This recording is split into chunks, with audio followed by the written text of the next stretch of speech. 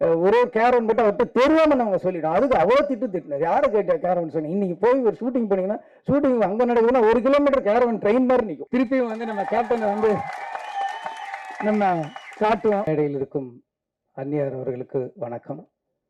Sudhish sir வணக்கம். இந்த படத்தின் கதாநாயகன், எதிர்காலத்தின் நம்பிக்கை நட்சத்திரம் சண்முக பாண்டியன் அவர்களுக்கும் வணக்கம். சசி சார் வணக்கம் சார். கஸ்தூரிராஜ் சார் வணக்கம். அப்புறம் கழகத்தை தன் தோளில் சுமந்து கொண்டு வந்திருக்கும் பிரபாகரன் அவர்களுக்கும் வணக்கம். கேப்டனின் அன்பு தம்பிகள், சகோதரிகள், தமிழகம் என்றும் இருக்கும் அனைவருக்கும் எனது வணக்கத்தை தெரிவித்துக் கொள்கிறேன். கேப்டன் வந்து ரமணாவில் மட்டும் எனக்கு அறிமுகம் நினச்சிட்டு இருப்பீங்க, கிடையாது. ரமணாவுக்கு முன்னாடி எனக்கு அவர் பரிச்சயம். ரசிகனா தேட்டரில் இருந்தது வேற. அது உங்களை மாதிரி நானும் அவரை ரசிச்சிருக்கேன். கேப்டன் பிரபாகரன்லாம் 50-60 தடவை பார்த்துருப்பேன். டெய்லி நைட் ஷோ முடிஞ்சதுன்னா போய் உட்காந்துருவேன் அந்த தேட்டரில். திருப்பி பார்த்துட்டு இருப்பேன். நான் மட்டும் கிடையாது, மொத்த ஆடிட்டோரியுமே ரிப்பீட். எல்லா டைலாகும் வர்றதுக்கு முன்னாடியே கிளாப் பண்ணிக்கிட்டே இருப்பாங்க. அந்த மாதிரி பார்த்துட்டு இருந்தேன். இன்னும் சொல்லப்போனால் ஒரு இன்னைக்கு நான் என்ன சொல்லுவாங்க, நீங்கள் வந்து உங்கள் படத்தில் வில்லன்லாம் ஹேண்ட்ஸமாக இருக்காங்க, வில்லன்லாம் ஹீரோவோட அழகாக இருக்காங்களே எப்படின்னு சொல்லி. ஆனால் வில்லனை வந்து ஒரு ஹேண்ட்ஸமாக ஒத்துக்கிறதுக்கு வந்து ஒரு ஹீரோவுக்கு வந்து ஒரு பெரிய நம்பிக்கை வேணும். நீங்கள் அதை யோசிச்சு பார்த்தீங்கன்னா அதெல்லாம் அந்த ட்ரெண்டில் ஆரம்பிச்சவர் கேப்டன் அவர்கள் தான். கேப்டன் அவரோட வில்லன்கள்லாம் பார்த்தீங்கன்னா பயங்கர அழகாக இருப்பாங்க. அதுக்கு முன்னாடிலாம் அப்படி இருக்கவே மாட்டாங்க. அந்த ட்ரெண்ட் ஆரம்பிச்சது கேப்டன் அவர்கள் தான். சத்யராஜ், சரத் சார் ஆகட்டும், இன்னும் நிறைய பேர் சொல்லிக்கிட்டே இருக்கலாம். அவரோட கம்பெனியில் அவர் அறிமுகம் செய்தவர். அவர் எவ்வளோ பெரிய இது. அதுக்கப்புறம் நான் கலைமணி சார்கிட்ட வந்து ஒர்க் பண்ணும்போது செட்டுக்கு போயிருக்கேன். கருப்பு நிலா செட்டு தான். அப்போ அவர் டைலாக் வந்து கலைமணி சார், நான் அசிஸ்டண்டாக இருக்கும்போது செட்டில் போவேன். ஸோ கும்பகோணத்தில் இருக்கும்போது லைஃப்பில் ஃபஸ்ட் டைம் வந்து கேப்டன் நான் பார்க்குறேன். ஸோ அப்படியே பார்த்துட்டு இருக்கும்போது சும்மா சாதாரணமாக அப்படி இருந்துட்டு இருப்பார். ஸோ நின்றுட்டு இருக்கும்போது என் முன்னாடி ஒரு பிளேட் வந்துச்சு, சின்ன டம்ளரில் இருந்தது. என்னன்னு பார்த்தா ஸோ மோர் அப்படின்னு நினச்சி குடிச்சு பார்த்தா ஹார்லிக்ஸ். என்னோட அது நம்ம ஒரு அசிஸ்டண்ட்டுக்கு ஹார்லிக்ஸ் நம்ம கொடுப்பாங்க ஒரு கம்பெனிலன்னு அப்படியே குடிச்சிட்டு, ஒருவேளை வேற யாருக்கும் வாங்கினது மிச்சம்னா சரி ஓகேன்ட்டு இப்படி போய் தனியாக குடிச்சு அந்த பக்கம் பார்க்குறேன். ஒரு பெரிய ஸ்டவ்வில் ஒரு பெரிய பேரலில் வந்து ஹார்லிக்ஸை உடச்சி உள்ள கொட்டிட்டு இருக்காங்க. நானும் ஊரில் ஹார்லிக்ஸ்லாம் உடம்பு சரியில்லைன்னா வாங்கி கொடுப்பாங்க. அப்போதான் அதையும் அப்படியே இந்த பக்கம் திரும்புறதுக்குள்ள வீட்டில் இருக்கிறவங்க எல்லாரும் அப்படியே வாயில போட்டு காலி பண்ணாங்க. வந்து ஹார்லிக்ஸ் வந்து ஒரு சினிமா கம்பெனியில் அதுக்கு முன்னாடி நான் கலைமணி சார்ட்ட ஒரு 10 செட்டுக்கு போயிருக்கேன். அந்த மாதிரி நான் பார்த்ததே கிடையாது. ஹார்லிக்ஸ் ஆகட்டும், இளநீ ஆகட்டும், இது எல்லாருமே சொல்லியிருப்பாங்க. நான் கண்ணால் பார்த்துருக்கேன். சபரிமலை மேலே போட்டவங்கெல்லாம் வந்து கருப்புநிலால கோவாவில் ஷூட்டிங் நடந்துட்டு இருந்தப்போ அப்போ அந்த அவங்க சாப்பிட்டுட்டு இருக்கிற இடத்துக்கு வராரு. கேப்டன் வந்து அவங்க பார்க்குறாரு. பார்த்துட்டு வந்து இவங்களுக்கு என்ன எதுவும் வைக்கலன்னா, இல்லை கேப்டன் அவங்க நான்வெஜ் சாப்பிட மாட்டாங்க, மாலை போட்டிருக்காங்களேன்னு. அவங்களுக்குள்ள பக்கோட போடி அப்படின்னு அப்போ சொல்கிறாரு. எனக்கு வந்து எப்படி ஒரு கேப்டன் ஒரு படத்தோட கதாநாயகன் தனக்கு என்ன ஒரு மட்டும்தான் பார்ப்பாங்க. ஃபுல்லாக எல்லாருமே சாப்பிடணுன்ட்டு அந்த வயிறு நிறையணும்னு நான் நிறைய விஷயம் கண்ணால் பார்த்துருக்கேன். அந்த ராஜபாதர் ஸ்ட்ரீட்டு கூட நம்ம பாண்டி பஜாரோட பேரல் ஸ்ட்ரீட் போகும்போது அந்த கம்பெனிக்கு நான் போயிருக்கேன். போயிட்டு இருக்கும்போது வெளியில ஒரு 500 பேர் நிற்பாங்க. எப்பயுமே ஒரு 500 பேர் இருப்பாங்க. அப்போ கேப்டன் அவர்கள் வந்து அவர் கையால் அந்த பாக்கெட்டு சாப்பாடை கொடுப்பாரு. அதை நான் பார்த்துருக்கேன், எங்கனால பார்த்துருக்கேன். அந்த பக்கம் இருக்கிற மீடியேட்டர்ஸ் எல்லாருக்குமே அது ஒரு ஹப் மாதிரி இருக்கும். அந்த மாதிரி ஒருத்தரை நான் பார்த்தது நிறைய விஷயம். அந்த கேப்டன் பிரபான் அந்த ஹெலிகாப்டர் ஷாட் அப்போ நான் இருக்கேன். அந்த டைமில் நான் கீழே இருந்தேன். அப்போ அதே மாதிரி சொன்னாங்க, டூப் போட்டு பண்ணிக்கலாம் அப்படின்ற மாதிரி சொன்னாங்க. அன்னைக்கு வந்து இவங்க 2 பேருமே வந்திருந்தாங்க, அண்ணியும் வந்திருந்தாங்க. அன்னைக்கு செட்டுக்கு ஒரு அம்பாசடர் காரில் வந்தாங்க, எனக்கு நல்லா ஞாபகம் இருக்கு. அன்னைக்கு அந்த பர்டிகுலர் ஷூட் அப்போ அவங்க இல்லைன்னு நினைக்கிறேன். அப்போ மட்டும் சொல்லிட்டாங்க வந்து நீங்கள் வந்து அன்னிக்கிட்ட மட்டும் டூப் போட்டுதுன்னு சொல்லிடுங்க அப்படின்னு சொல்லிட்டு சொன்னேன். இல்லை கேப்டன் வேணாம், மாஸ்டர் ராக்கி ராஜேஷ்னு நினைக்கிறேன், அவர் சொன்னார் நான் வந்து டூப் போட்டு எடுத்துக்கலாம் அப்படின்னு. ஏன் டூப்புக்கும் ஒரு உயிர் தானே, அவனுக்கு மட்டும் 2 உயிராக இருக்குது அப்படின்னாரு. அதெல்லாம் அவ்வளோ பக்கத்தில் இருந்து எந்த மைக்கும் கேமராவும் இல்லாமல் காதால் கேட்கும்போது ஒரு பெரிய மிரட்சி உண்டாயிடுச்சு, ஒரு மரியாதை உண்டாயிடுச்சு. அதுக்கப்புறம் அந்த ஷாட் அவரே பண்ணார். ரொம்ப கஷ்டம், நீங்கள் நினைக்கிற மாதிரி கிடையாது.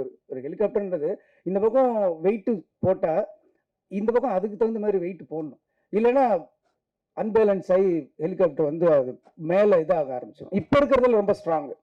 அந்த மாதிரி இருக்கும்போது கேப்டனோட வெயிட்டை மெஷர் பண்ணி அதுக்கு தகுந்த மாதிரி இந்த பக்கம் ஒரு வெயிட் வச்சு அதை பேலன்ஸ் பண்ணி இங்கேருந்து போனால் நீங்கள் ஒரு 20 அடிக்கு மேலே தான் அவர் கேப்டன் தெரியும். அதுக்கப்புறம் போனால் ஒரு உருவம் தெரியும். இங்கேருந்து ஒரு ஜூம் எவ்வளோ ஃபாலோ பண்ண முடியுமோ அவ்வளோதான் தெரியும். அதுக்கு மேலே தெரியாது.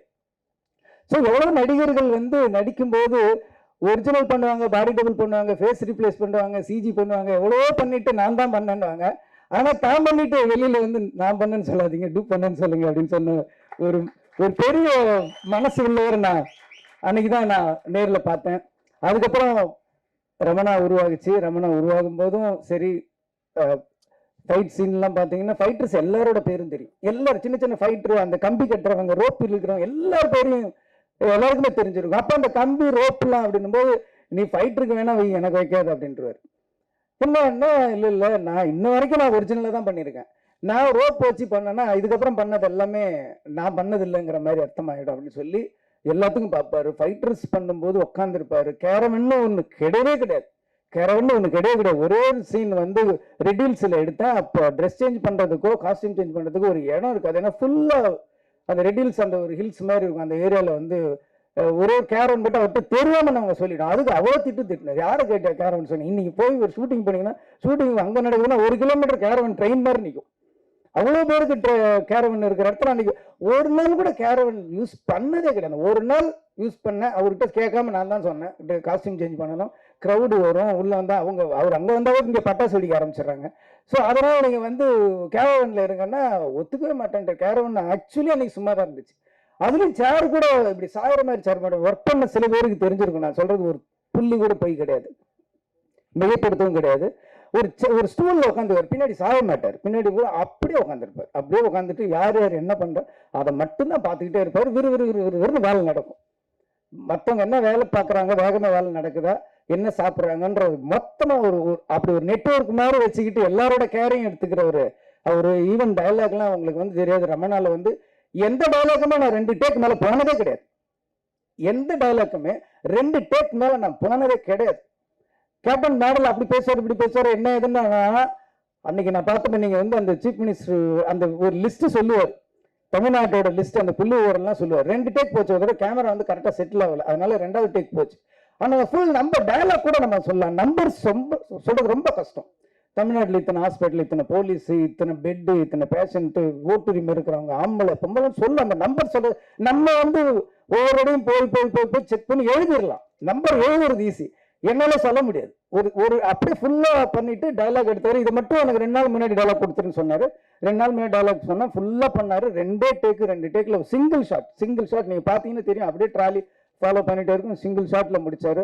டைலாக் ஆகட்டும், நடிப்பாகட்டும், ஃபைட் ஆகட்டும், அவருக்கு ஈடு இணை யாருமே கிடையாது. கதர் சட்டையாலும் காக்கி சட்டையிலும் அப்படி ஒரு அவங்கனை இந்த தமிழ்நாடுக்கு முன்னாடி பார்த்துருக்காரு. நல்லா யோசிச்சு பாருங்க. நீங்க கதர் சட்டையில போட்டு வந்தா அந்த அழகு அப்படி பார்க்கறதுக்கு கண்ணு பார்த்தாது. காக்கி ட்ரெஸ் அந்த போலீஸ் யூனிஃபார்ம் பார்த்தா அந்த கம்பீரத்தை பார்க்கறதுக்கு கண்ணு பார்த்தாது. அப்படி ஒரு ரியல் போலீஸு கூட நம்ம இந்த மாதிரி வரணும்டா அப்படின்ற மாதிரி ஒரு இன்ஸ்பிரேஷனா இருக்கிற உருவம் தான் கேப்டன். நிறைய பண்ணாரு. அதுக்கப்புறம் என்னுடைய திருமணத்துக்கு வந்தாரு.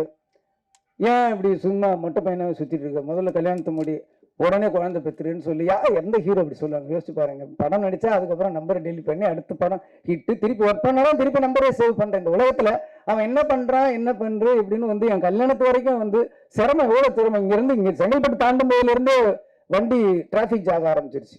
கிட்டத்தட்ட ஒரு 7,000 8,000 வெஹிக்கிள்ஸ் எல்லாமே தொண்டர்கள் தான். அன்னைக்கு வரலாறு காணாத கூட்டம்னா எனக்காக கிடையாது, கேப்டனுக்காக. அந்த ஸ்டேஜில் அவ்வளோ கூட்டத்தில் நாங்கள் 2 பேரும் இப்படி முண்டிட்டு இருந்தோம். அவ்வளோ ஒரு வரலாற்று சிறப்புமிக்க ஒரு திருமணமாக என்னுடைய திருமணத்தை மாற்றின ஒரு கேப்டன் அவர்கள் ஒரு அற்புதமான மனிதர்.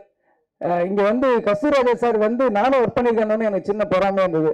எனக்கு மட்டும் அந்த பெருமை இருக்குன்னு நினச்சேன். அவரும் ஒர்க் பண்ணியிருக்காரு. ஸோ அந்த ஒரு மனிதரை வந்து நம்ம அவ்வளோ பக்கத்தில் இருந்து என் வாழ்க்கையில் வந்து நான் 1 வருஷத்தை அவரோட கழிச்சிருக்கேன் போது அந்த ஒவ்வொரு நினைவுகளும் என் வாழ்க்கையில் எப்பயுமே எதிரொலிச்சுக்கிட்டு இருக்கும். அவர் குரல் எப்பயுமே என் காதில் கேட்டுக்கிட்டே இருக்குங்கிறது போது எனக்கு ரொம்ப அதை விட ஒரு பெருமை என்ன இருக்க முடியும்? அப்படி ஒரு மாமனிதர் நம்ம மண்ணில் இருக்கு இருந்தாரு. ஒரு பெரிய நம்ம வாழ்க்கையில் எப்பயுமே நம்ம கடவுள் வந்து எப்பயோ ஒரு வலு வந்து நமக்கு என்னைக்குமே ஒரு இழப்பையும் ஒரு பிரிவையும் நமக்கு வந்து யாராலையுமே ஈடு செய்ய முடியாது. எந்த மருந்தாலும் அதற்கு அதை ஆற வைக்கவும் முடியாதுன்றது வந்து கேப்டனுடைய இழப்பு. இருந்தாலும் கேப்டன் ஒரு அற்புதமான 2 சிங்கக்குட்டிகளை கொடுத்துருக்காரு. கேப்டன் வந்து எல்லாருக்கும் எல்லாமே கொடுத்துருக்காரு. ஆனா யாருக்குமே கொடுக்காத ஒண்ணே ஒண்ணு இந்த படத்தோட ஹீரோ கொடுத்துருக்காரு. அவரோட 2 கண்கள்.